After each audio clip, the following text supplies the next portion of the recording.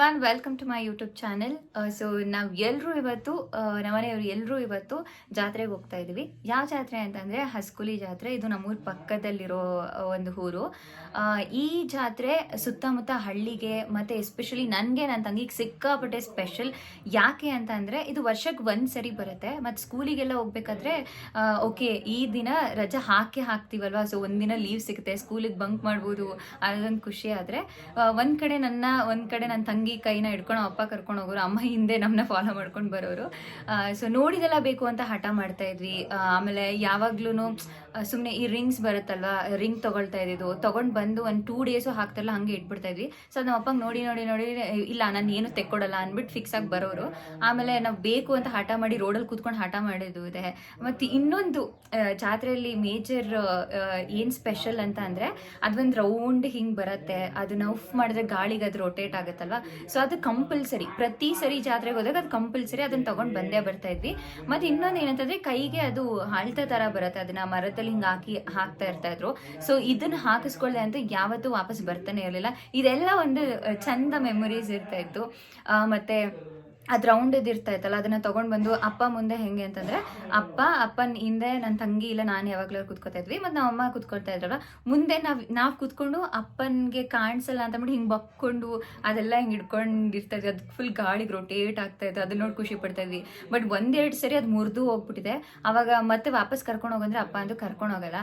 So ಹತ್ಕೊಂಡು ಬಂದಿದ್ದು ಇದೆ. ಎಷ್ಟೋ ಸರಿ ಅದು ಆಟ ಸಾಮಾನು ಕೊಡಿಸಿಲ್ಲ, ಇದು ಕೊಡಿಸಿಲ್ಲ, ಗೊಂಬೆ ಕೊಡಿಸಿಲ್ಲ ಅಂತೆಲ್ಲ ಹತ್ಕೊಂಡು ಬಂದಿದ್ದು ಇದೆ. ಸೊ ಇದೆಲ್ಲ ನಂಗೆ ಸಿಕ್ಕಾಪಟ್ಟೆ ಸ್ಪೆಷಲ್. ಸೊ ಈಗ ಒಂದು 2-3 ಇಯರ್ಸಿಂದ ಹೋಗಿರಲಿಲ್ಲ ನಾವು ಅಷ್ಟೇ. ಬಟ್ ಇವಾಗ ಈ ಸರಿ ಹೋಗಲೇಬೇಕು ಅಂತ ಫಿಕ್ಸ್ ಆಗಿ ಇವಾಗ ಹೋಗ್ತಾ ಇದ್ದೀವಿ. ಸೊ ನಾನು ರೆಡಿ ಆಗಿದ್ದಾಯಿತು, ಅಪ್ಪ ಅಮ್ಮ ನನ್ನ ತಂಗಿ ಎಲ್ಲ ರೆಡಿ ಆಗ್ತಿದ್ದಾರೆ. ಸೊ ಈ ವ್ಲಾಗಲ್ಲಿ ಜಾತ್ರೆ ಹೆಂಗಿರುತ್ತೆ, ನಾವು ಯಾವ ಥರ ಎಂಜಾಯ್ ಮಾಡ್ತೀವಿ, ಎಲ್ಲೆಲ್ಲಿ ಹೋಗ್ತೀವಿ, ಅದೆಲ್ಲ ಈ ವ್ಲಾಗಲ್ಲಿ ತೋರಿಸ್ತೀನಿ. ಆ್ಯಂಡ್ ನನ್ನ ಫ್ಯಾಮಿಲಿ ಅಷ್ಟೇ ಅಲ್ಲ, ನನ್ನ ಕಸಿನ್ಸ್ ಕೂಡ ನನ್ನ ಜೊತೆ ಬರ್ತಾ ಇದ್ದಾರೆ. ಸೊ ಎಸ್, ಮನೆಯಿಂದ ಹೊರಟು ಜಾತ್ರೆ ಹತ್ರ ಬಂದಿದ್ದಾಯಿತು. ಗಾಡಿನ ಒಂದು ಕಡೆ ಪಾರ್ಕ್ ಮಾಡಿ ಸ್ವಲ್ಪ ದೂರ ನಡಿಬೇಕಿತ್ತು. ಸೊ ದೇವಸ್ಥಾನದ ಹತ್ರ ಬಂದು ನೋಡಿದ್ರೆ ಜನಸಂಖ್ಯೆ ಮಾತ್ರ ಸಿಕ್ಕಾಪಟ್ಟೆ ಇತ್ತು. ಎಲ್ಲಿ ನೋಡಿದ್ರು ಜನ ಮತ್ತು ಎಲ್ಲರೂ ಕೂಡ ಲೈನಲ್ಲಿ ನಿಂತು ದೇವ್ರ ದರ್ಶನ ಮಾಡಬೇಕಿತ್ತು. ಸೊ ಇಷ್ಟು ಜನ ಇದ್ದರೂ ಕೂಡ ಪ್ರತಿಯೊಬ್ಬ ಭಕ್ತಾದಿಗಳಿಗೂ ದೇವ್ರ ದರ್ಶನ ಚೆನ್ನಾಗಾಗಲಿ ಅಂತ ವ್ಯವಸ್ಥೆ ಮಾತ್ರ ಅಚ್ಚುಕಟ್ಟಾಗಿ ಮಾಡಿದರು. ಸೊ ನಾವು ಕೂಡ ಲೈನಲ್ಲಿ ನಿಂತು ದೇವ್ರ ದರ್ಶನ ಮಾಡಿದ್ವಿ. ದೇವ್ರ ದರ್ಶನ ತುಂಬ ಚೆನ್ನಾಗಾಯಿತು. ಸೊ ಈ ಕಡೆ ಬಂದು ನೋಡಿದ್ರೆ ತೇರಿಗೆ ಅಲಂಕಾರ ಕೂಡ ಮಾಡಿದರು. ಅಲ್ಲಿ ಭಕ್ತಾದಿಗಳು ದೇವರಿಂದ ತೇರಲ್ಲಿರೋ ಹೂವನ್ನ ಈಸ್ಕೊತಾ ಇದ್ರು. ಸೊ ಅದಾದಮೇಲೆ ನಾವು ಪ್ರತಿ ಬೀದಿಯಲ್ಲೂ ಸ್ಟಾಲ್ಸ್ ಇರುತ್ತೆ. ಸೊ ಇಲ್ಲ ಒಂದು ರೌಂಡ್ ಹಾಕ್ಕೊಂಡು ಬರೋಣ ಅಂತ ಹೇಳಿ ನಾನು, ಅಪ್ಪ, ಅಮ್ಮ, ನನ್ನ ತಂಗಿ ಮತ್ತು ನನ್ನ ಕಸಿನ್ಸ್ ಎಲ್ಲರೂ ಕೂಡ ಒಂದು ರೌಂಡ್ ಹಾಕೋಣ ಅಂತ ಬರ್ತಾ ಇದ್ವಿ. ಸೊ ನೋಡ್ತಾ ಇದ್ರಲ್ಲ ಎಷ್ಟು ಜನ ಇದ್ದಾರೆ, ಎಷ್ಟು ಸ್ಟಾಲ್ಸ್ ಇದೆ ಅಂತ. ಪ್ರತಿ ವರ್ಷ ಕೂಡ ಇಷ್ಟೇ ಜನ ಇರ್ತಾರೆ, ಇಷ್ಟೇ ವಿಜೃಂಭಣೆಯಿಂದ ಈ ಜಾತ್ರೆ ನಡೆಯುತ್ತೆ. ನಾನಿವಾಗ ಇವನಿಗೊಂದು ಚಾಲೆಂಜ್ ಕೊಡ್ತಾ ಇದ್ದೀನಿ. ಏನು ಚಾಲೆಂಜ್ ಅಂತ ಅಂದರೆ, ಈ ಶಾಪಲ್ಲಿ ಯಾರಿಗೂ ಗೊತ್ತಾಗ್ತಿರ್ತಾರೆ ಒಂದು ಬಸ್ಸನ್ನು ತೆಗಿಬೇಕು ಇಂದು. ಸೊ ನೋಡುವ ಏನು ಮಾಡೋಣ ಅಂತ. ಯಾವಾಗ ನೋಡಿದ್ರು ನಾನು ಏನು ಬೇಕಂದ್ರೂ ಮಾಡ್ತೀನಿ ಚಾಲೆಂಜ್ ಅಂತ ಕೇಳ್ತಿರ್ತಾನೆ. ಇವಾಗ ನಾನು ಚಾಲೆಂಜ್ ಕೊಟ್ಟಿದ್ದೀನಿ, ನೋಡೋಣ ರೆಡಿಯಾ? A few moments later.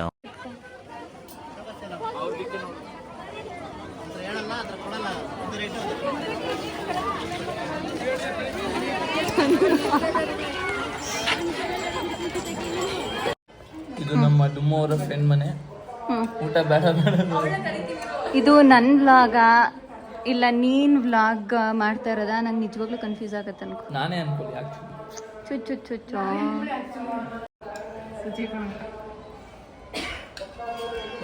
ನನಗೇನಾದ್ರು ಆಗ್ಬಿಟ್ರೆ ಏನು ಗತಿ? ತಿನ್ನಕ್ಕೆ ಅಂತ ಆದರೆ ಯಾವಾಗಲೂ ರೆಡಿ ಇರ್ತಾರೆ. ಎಸ್ಪೆಷಲಿ ಇವನು,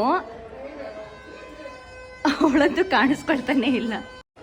ರೋಹನ್ ಅವರೇ, ಏನು ಇಷ್ಟ ಆಯ್ತು ಊಟದಲ್ಲಿ? ಎಲ್ಲ ಇಷ್ಟ ಆಯ್ತು. ಹೌದಾ? ಏನು ಇಷ್ಟ ಆಗಿಲ್ಲ ಅಂತ ಕೇಳ್ಬೇಕು. ಹೌದಾ? ಅಷ್ಟೊಂದು ಚೆನ್ನಾಗಿದೆಯಾ? ನನ್ನ ಬದಲು ನೀನೇ ತಿನ್ಕೊಬಿಡು. ನೀವು ಸ್ವಲ್ಪ ತಿಂದು ನೋಡಿ. ಉಪವಾಸ ಏನು ಮಾಡೋದು? ಇಷ್ಟೊಂದು ಮರ್ಯಾದೆ ಕೊಡ್ತವನೆ ಅವನು.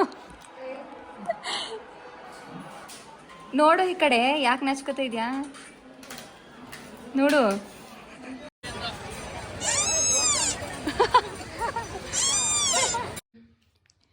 ಸೊ ಎಸ್, ಜಾತ್ರೆಯಿಂದ ಬಂದಿದ್ದಾಯಿತು. ಬಂದು ಎಲ್ಲರೂ ಆರಾಮಾಗಿ ಸ್ವಲ್ಪ ಹೊತ್ತು ರೆಸ್ಟ್ ಮಾಡ್ಕೊಂಡಿದ್ವಿ. ಸೊ ಏನಂತಂದರೆ ನಾನು ಕೊಟ್ಟಿರೋ ಚಾಲೆಂಜ್ ಪ್ರಕಾರ ಇವ್ನು ಇದನ್ನು ಕದ್ದ.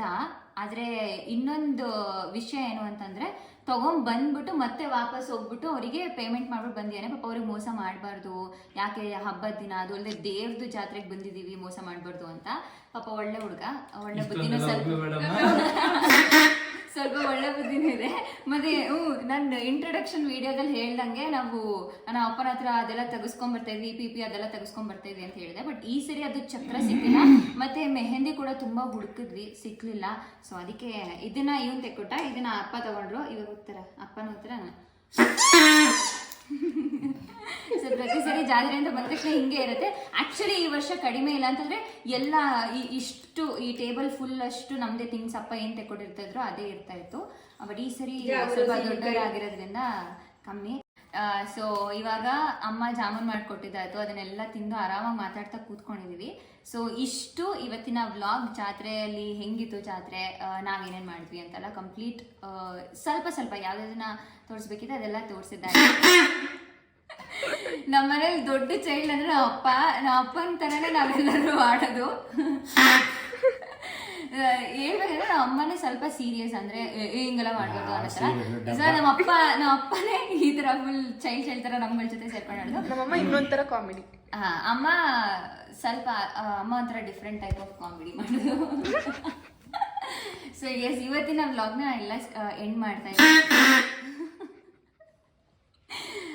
ಈ ವಿಡಿಯೋ ನಿಮ್ಗೆ ಇಷ್ಟ ಆಗಿದ್ರೆ ಪ್ಲೀಸ್ ಸಬ್ಸ್ಕ್ರೈಬ್ ಮಾಡಿ, ಹಾಗೆ ಶೇರ್ ಮಾಡಿ. ನಿಮ್ಮ ಸಪೋರ್ಟ್ ನನಗಿರಬೇಕು. Thank you so much for watching. Thank you.